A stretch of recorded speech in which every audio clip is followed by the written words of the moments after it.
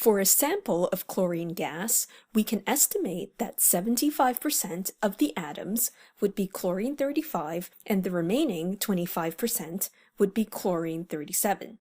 These different forms of an element are known as isotopes.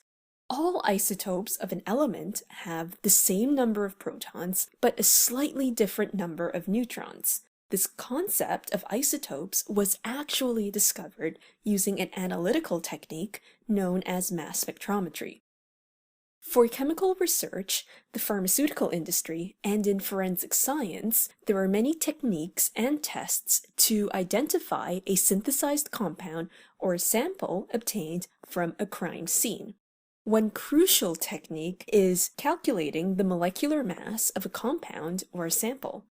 This can be done using a mass spectrometer. The beauty of mass spectrometry is that only a very small sample is required. This is important when only a small sample is made or if the evidence is only present in minute amounts.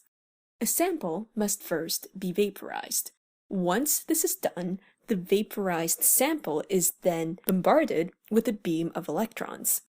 This beam of electrons knocks off electrons from the molecules which make up the sample, creating positively charged ions. This process is known as ionization. The ions formed usually have a +1 or a +2 charge. These ions are then accelerated in an electric field before being deflected by a magnetic field. The pattern of deflection according to charge and mass can then be depicted on a spectrum. The main idea here is that ions with a large mass to charge ratio, meaning a large mass and a small charge, are deflected less than ions with a smaller mass to charge ratio. When this was done using a sample of neon, the resulting pattern of deflection showed that 3 isotopes of neon existed: neon 20, neon 21, and neon 22. The positions of the peaks on the spectrum will tell you the mass of those ions. Besides showing the existence of these isotopes, the isotopic abundance can also be determined from the mass spectrum.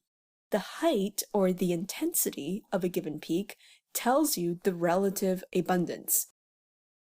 So when a crime scene investigator gives the lab even a small fleck of a white powder, its molecular mass can help identify what it is.